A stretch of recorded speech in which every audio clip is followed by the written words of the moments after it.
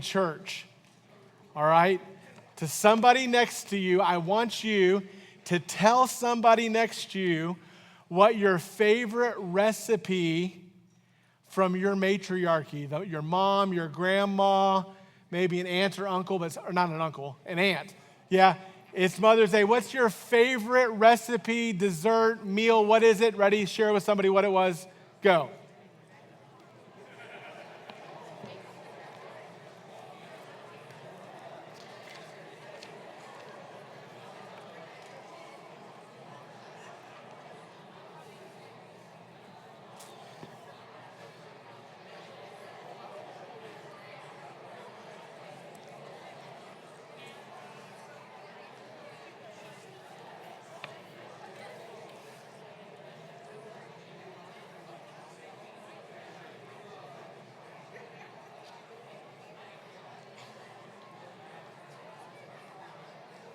All right, how many of you, what you heard, not what you said, but what you heard was a whole meal, like a description of a whole meal? Ready? Okay. How many was it like a side dish, some kind of side dish? How many was it as dessert? Dessert, everybody's like dessert. Yeah, that's awesome. I love to eat, but I also love my mom. Who loves their mom? That's everybody, right? We love our parents and we love our moms. And I see many of you brought your moms today. That's really cool. I noticed Grant Skelton is on his best behavior because his mama is here, and so that's pretty cool. I'm so glad you all are here, and we do have a lot of good memories of our families and our moms. I hope you enjoy your time with your mom today. Every mom has known at least the fear of standing in a kitchen before the holiday and thinking, I hope I have enough food. How many of you guys ever had that thought? And so my grandmama Judy, Verna Judine, that was her name, and she collected chickens. My kids call her Chicken Grandma. And she had that fear all the time. And so the way she coped with that fear was to make way too much food. How many of you guys ever had a grandma like that? That's what my grandma would. She would have way too much food, and then that meant we always had somebody extra. We always had somebody. We adopted somebody. There was somebody at the table. A lot of times, people and family that I knew and loved very dearly, and most of the time, we would hand out next steps cards. You're like, hey, first time here, first time in a long time. We'd like to get to know you. No, I'm joking. No, we would meet people, and that's a tradition that our family has kind of taken on. But every mom, every grandma has had that moment where they fear not having enough food. And today, we kind of see this situation play out with Jesus. Jesus, I want you to know this about Jesus. I want you to notice this about Jesus as you study. We're in the Gospel of John, and as you study this with me, I hope it's becoming more and more apparent to you that Jesus doesn't do anything by accident. Jesus does things on purpose. Jesus knows what he's doing. And sometimes it may not look like he knows what he's doing in a moment, but he always knows what he's doing. And today in John chapter 6 is where we're going to be. We kind of started, John chapter 6 has a theme of bread. It has a theme of Jesus saying, I am the bread of life. And we see that, we'll see that over the next few weeks. But in this particular narrative, we see Jesus doing something very, very intentional. He wants people to know that he is enough. Jesus demonstrates that he himself is enough for every moment. If you want to be satisfied and fully and finally satisfied, then the only way that's going to happen is because of Jesus. Mom, if you're feeling like today, like you're not enough, the truth of the matter is, you're not. You're not enough. Jesus is enough. That's what I want you to know. Your faith should not fundamentally be in yourself or even in what Jesus provides. Your satisfaction and your faith should be in Jesus himself. And we're going to see that today you can have that kind of faith in him. We can overcome our doubt in difficult circumstances. And that's really when we have that question. There's often times where we doubt that Jesus is enough when we're dealing with difficulty, when things are hard, when you don't know how the money's going to last till the end of the month, how that kid that's far away who's not doing what you taught him is going to get right. When you're dealing with all of that, that's when it's easy to doubt God. But you can overcome your doubt in difficult circumstances by seeing Jesus' responses in this circumstance in a way that will grow your faith in him. Now, when we get to John chapter 6, we're going to see a change of setting. In verse 1, it says, after these things, Jesus went over to the Sea of Galilee, which is the Sea of Tiberias. And we see in verse 2 a great multitude following him. Why? Because they saw the miracles which he did on them that were diseased. Now, in chapter 5, we just spent 4 or 5 weeks talking about Jesus going to this pool of Bethesda. And there was a host of people around these two pools there near Jerusalem. And Jesus walked past many of these diseased people and went right to a particular person. And he healed this man who had been paralyzed for 38 years. This wasn't the first miracle he had done. He had done all kinds of miracles up until this point. He had turned water into wine. He had healed blind people and all these different things. And when we get here, this is kind of drawing a crowd. How do you guys think that if that was happening here in Findlay, that would draw a crowd? If you literally saw people getting healed, there'd at least be sick people coming to hear that going on. And so in chapter 2, we see him turn the water into wine. In chapter 4, we saw him heal the nobleman's son. He didn't even have to go to the nobleman's son to do that. The nobleman said, my son's sick. And he says, just say the word. And Jesus said, okay, your son's healed. And they knew what hour it was. That was a pretty amazing thing. And of course, this man at the pool. So you have these great crowds. They're following him because they saw all these miracles and his star was rising. People were interested in what he had to say and what he was doing. And so then you see Jesus in verse 3 going up into a mountain, and you have this crowd coming, but then you have him sitting with his disciples. And this is one of those times where, as you study the life of Jesus, there's times where he's teaching crowds, but while he's teaching crowds, he often has something to teach these disciples, right? He cares about the crowd, and because he cares about the crowd, he has this congregation, this community of disciples that is with him. And we see something interesting. They're there on the thing in verse 4, and the Passover, this is more context, the Passover, a feast of the Jews, was nigh. Now, I have a question. Does anybody here remember what the Passover was? The Passover was a meal that was instituted by God when the children of Israel were in Egypt. And God told them, I am going to deliver you. I'm going to take you and fulfill the promises that I made to Abraham, to Isaac, to Jacob, right?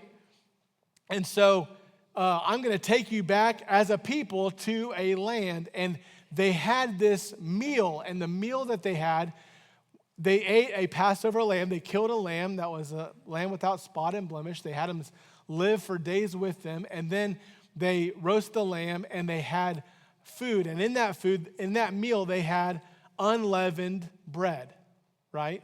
In fact, it was at this meal that Jesus later on, as we'll get there when we get to later chapters in John, beyond, I think, John 15. Don't quote me on that. I may be wrong. But anyway, later on, Jesus institutes this, what we call communion or the Lord's Supper. And he breaks up this bread, and he said, this is my body. And he goes to the cup and says, this is the New Testament of my blood, which is for you, right? And so there's a bread and there's a cup in this Passover meal. And so John, as he's telling this story that we're going to find out has to do with bread, it has to do with eating, has to do with a meal, that we're going to study this over the next few weeks. You see him mention, oh, and by the way, this is all happening months after the last thing with the pool of Bethesda. This is happening near the time of Passover. He puts that in there. Now, we see here then Jesus beginning to view this circumstance as a chance to learn, a chance for the disciples to learn. And so he says in verse 5, look at what happens. When Jesus then lifted up his what? His eyes. What did he do? He lifted up his eyes. Does Jesus see? He sees differently, okay? I'm not saying he didn't physically see. What I'm saying is the way he views things is different. He lifts up his eyes and saw a great company come unto him.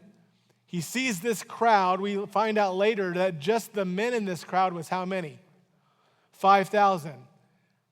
If we just counted the men in here, we'd realize that there's more to here than just men, right?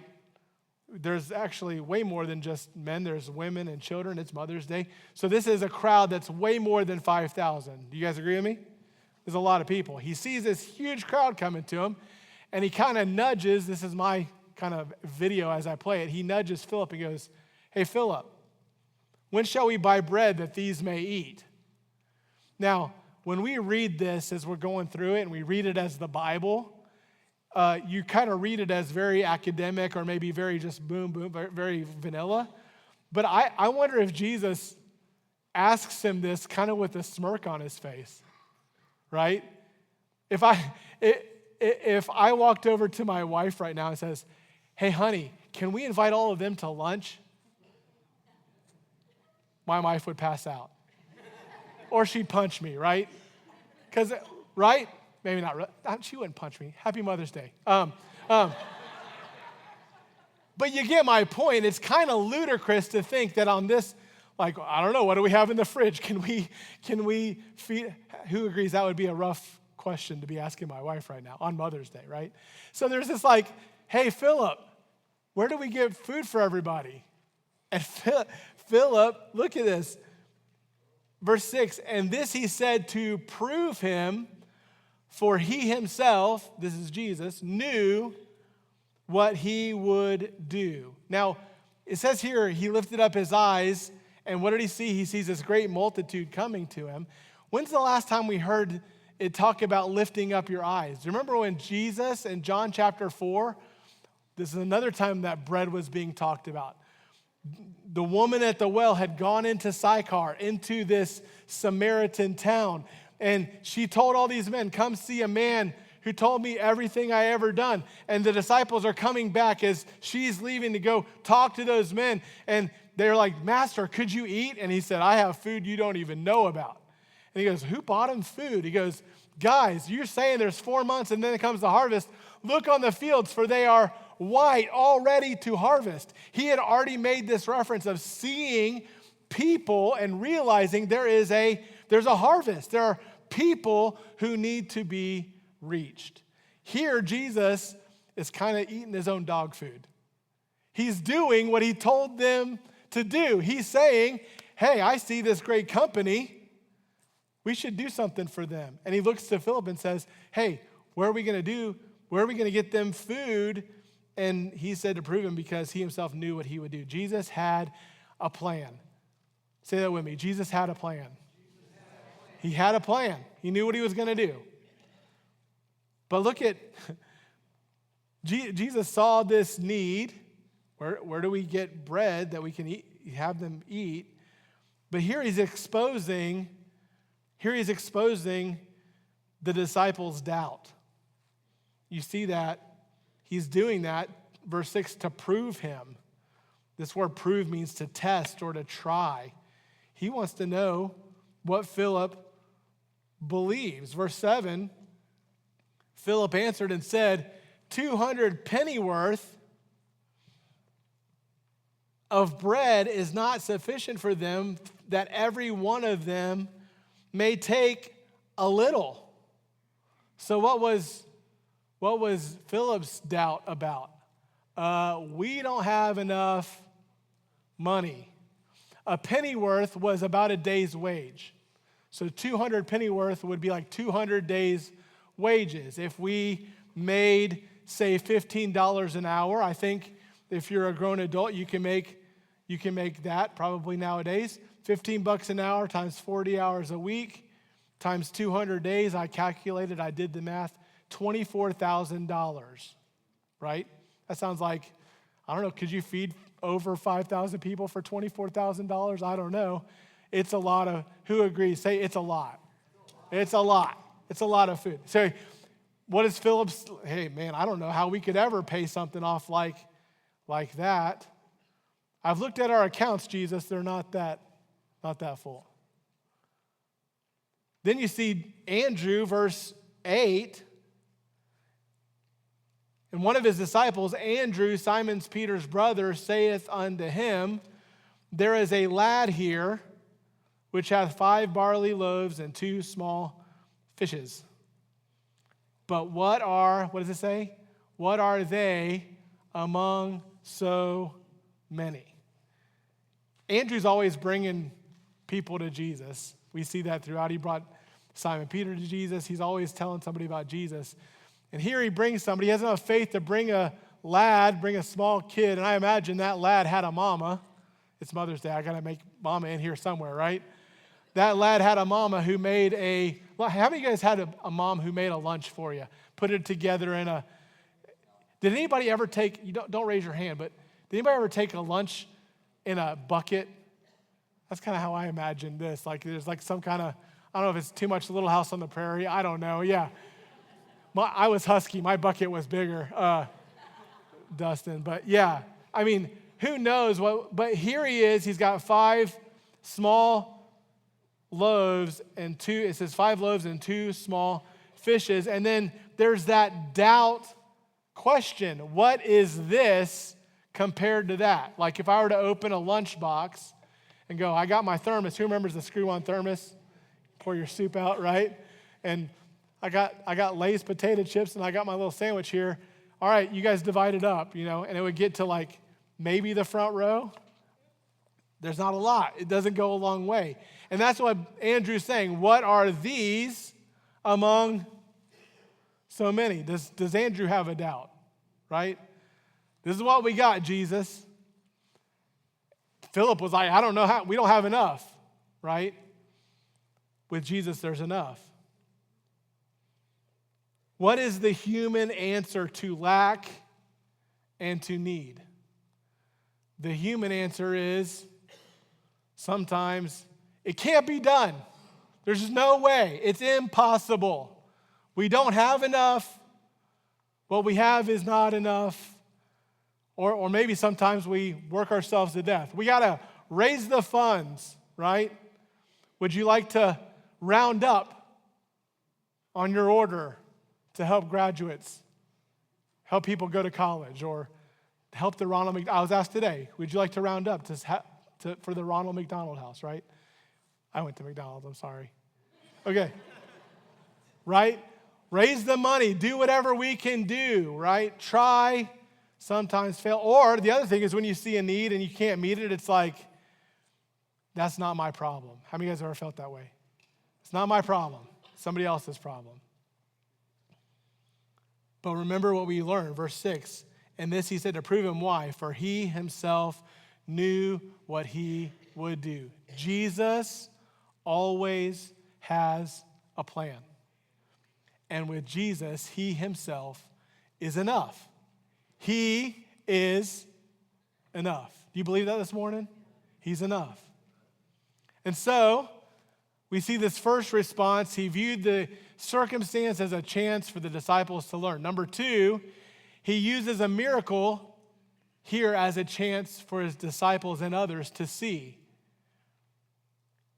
He had them see what he saw. Verse 10, you guys have it there?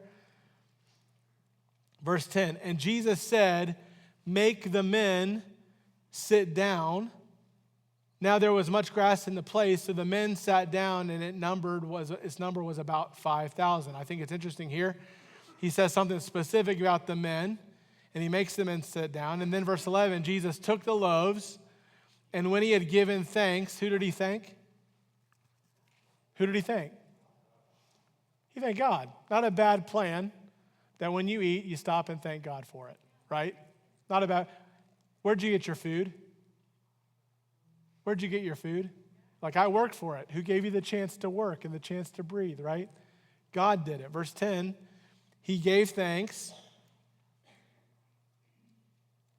Verse 11, he distributed to the disciples, and the disciples to them that were set down, and likewise the fishes, as much as they would. First of all, he gets them involved, right? He does what he can do. What does Jesus do? He takes the food and he breaks it. He thanks God for it, and then he distributes to his disciples. His disciples go to the men, the ones that were set down, and then the men distribute it to their families. I think there's a pattern there that's not bad, right? Men, you're supposed to lead your home. And so give it to the disciples give it to the men distribute it to their families. Jesus did his part, and they did their part, right? So he sees them getting them involved. And then they saw how he provided. How cool would it be? Could you imagine being at this moment where you're coming, I imagine the disciples are coming up to Jesus and he breaks the bread, and I don't know how this happened. Can we imagine together? The guys are coming up. He breaks the bread. He hands them the bread. There's half a bread left. They're thinking, well, if I come back, there's not going to be any more bread, because that's the rest of it. They go distribute it. They come back. There's still bread. Who would like to see that? That'd be pretty cool. Could you imagine? The to-go box. Here's your fish. Here's more fish. Yet more. It's like Mary. How many of you guys watched Mary Poppins with the bag and you're pulling that stuff? I don't know if that's how it worked, but my point is that he just keeps providing. And then it says, this is amazing. This is just one way you know it's a miracle. Verse 11, and likewise of the fishes, as much as they would. You know what that means? They ate until they were full. Hello. How many guys would eat more if you could afford it? Right? Yeah. It's like, my kids, can we get dessert? No, we're not getting dessert, right? Can we get an appetizer? No, like we're just getting the meal. Why? But they ate as much as they wanted. Think buffet, think Thanksgiving dinner. It's a lot of food. He literally says, make them sit down. He gives them all of the food. When they were filled, he said it says, as much as they wanted, verse 12, when they were filled. You know what that means? They ate as much as they wanted. They ate till they were satisfied. They ate to the full. God got the disciples involved. They saw the miracle. The miracle was that he distributed and distributed and distributed, and it never ran out. As much as people wanted, they ate. And they got full. Are you guys getting hungry? I'm talking a lot about bread today, right? Then we see the lesson. Jesus teaches the lesson to reinforce faith. Look at verse 12. When they were filled, he said unto his disciples, gather up the fragments that remained, that nothing be lost. Therefore they gathered them together and filled how many? How many? 12 baskets with the fragments of the 5 barley loaves which remained over and above unto them that had eaten. How many of you guys have ever heard the phrase, often more is caught than taught? There's a kind of learning that gets caught rather than comes by being taught.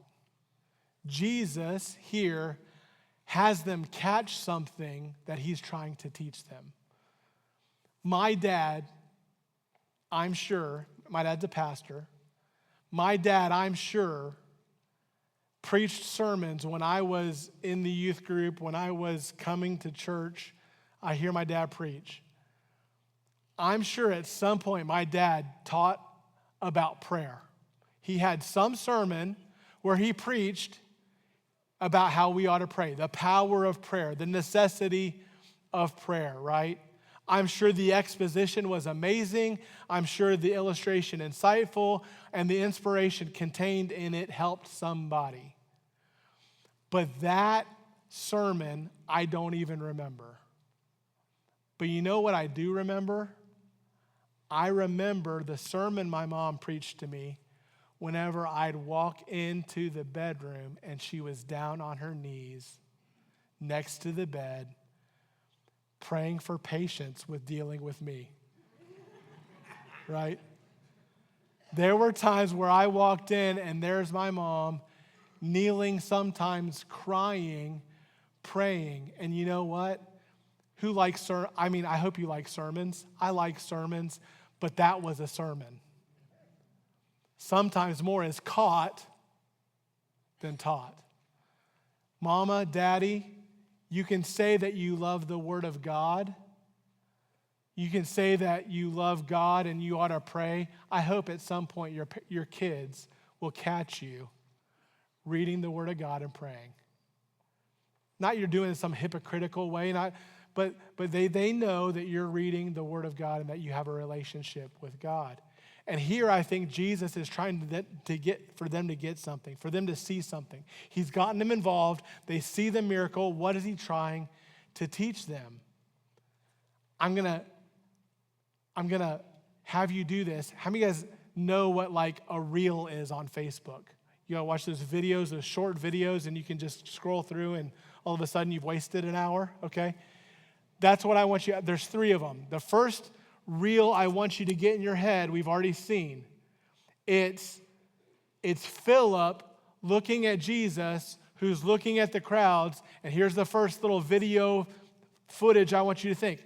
200 pennyworth wouldn't be able to pay for this.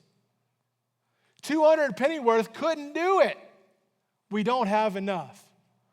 That's reel number 1.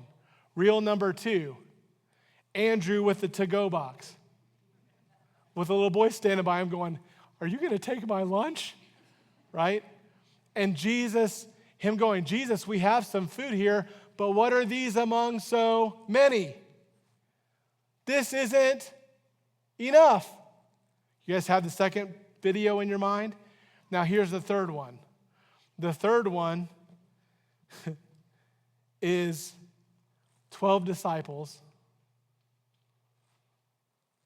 bloated, completely full, a whole crowd laying in the grass, belching. I'm not going to do that. With that glazed over Thanksgiving feast, loosening the belt, turning the football game on. Are you with me? Completely full, and each one of those disciples holding a basket overflowing with food, with bread and fish. We don't have enough money. What are these among so many?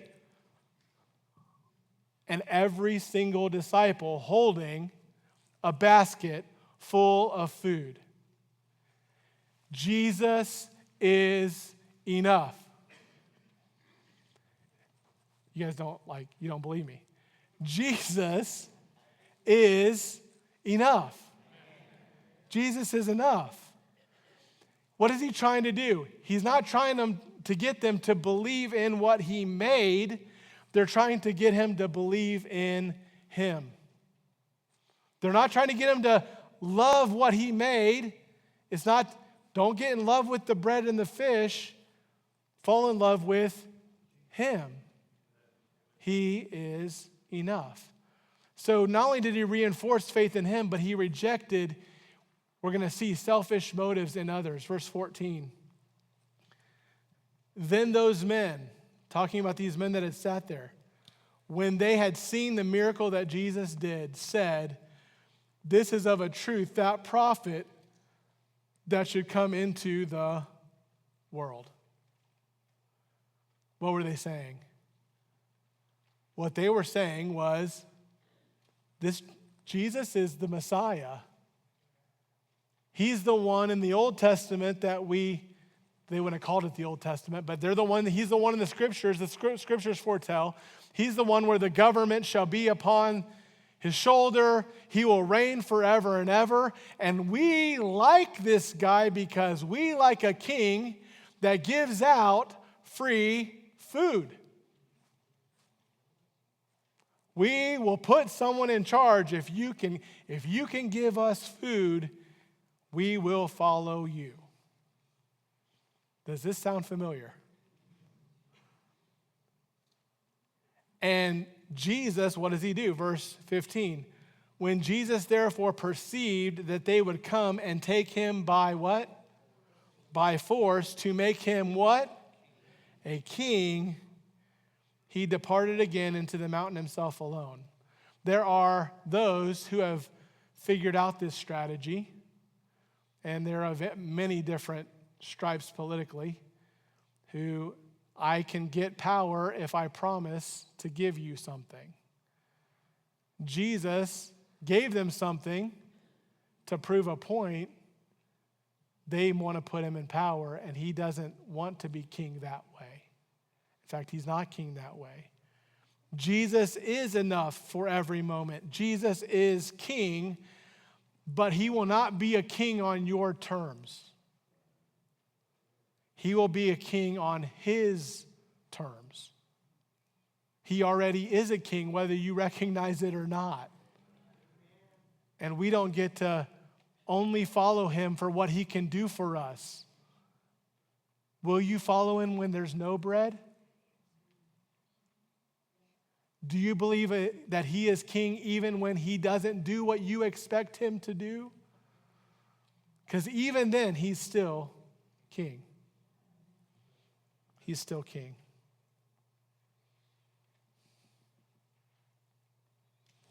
I don't want to preach future sermons today. Stay tuned. Come back. You'll find out that Jesus has a lot to say about bread. We're going to see that. But I want us to kind of think through, what does this mean for us today? Number one, our circumstances often give us the chance to learn. Our circumstances often give us the chance to learn. Jesus, more is caught than taught. And sometimes God uses difficulty in our lives, times where we're doubting, times where we don't know how it's going to work out. God uses those things so that we will find our faith and put our faith and trust in him. And how many of you guys have ever experienced this? Where you went through something difficult, and because you went through something difficult, you learned something about yourself and about God that you did not learn without that difficulty. Sometimes it's a lot easier to learn in the valley than it is on the mountaintop. And when things are difficult, God sometimes uses that difficulty, that pain, to teach us. So don't waste the pain, right? Don't waste the lack and what you can learn from Jesus in that. God uses circumstances often as a chance for us to learn. And it's in those moments, number two, that our obedience in those circumstances gives us a chance to see God work. When we decide, okay, we're going to get involved, we're going to be a part of what Jesus is doing, we're going to, when he says go and help and go and distribute, we're going to do what he does. And I don't know about you, but I hope this is where you're at. I hope that you realize that God is working, and I hope your heart is, I want to go be where God's working. I want to go do what God is doing. I don't want God to be on my program. I want to be on his program. I want to be involved in what he wants to be involved in. And then number three, our faith is grown when we are obedient to God's word. Sometimes God uses those things to grow us. Here's what I know, though. What was Jesus ultimately trying to do in this moment and as we go on? What he's trying to teach is that he's God. That he is God. Why does he need us to know that he's God? Because this God became a man and lived a perfect life. He never did anything wrong. And He didn't just give them bread and give them fish. Ultimately, this was a picture of him giving himself. This Jesus later died on the cross, and he shed his blood so that your sin and my sin could be forgiven, and so that we could have eternity as our home. And in that sense, here's what I'll tell you. There's no one else that could have done that for you. If you're here today and you're a sinner, that's all of us, and you want to have heaven as your home, if you want to sing that hymn of heaven one day that we sang, in a real place with really, the only way you're going to get there is through Jesus. And can I tell you, in that moment, you're going to realize because you believe in him and he took you there, Jesus is enough. He's the only one that's enough. He said it this way, I am the way, the truth, and the life. No man comes to the Father but by me. Your works, trying to achieve your own righteousness, they're not enough. Your abilities to be kind, to do, they're not enough. Jesus on the cross said, it is finished. He's enough. And so, today, if you want to be right with God, put your faith and trust in him. Would you bow your heads and close your eyes with me?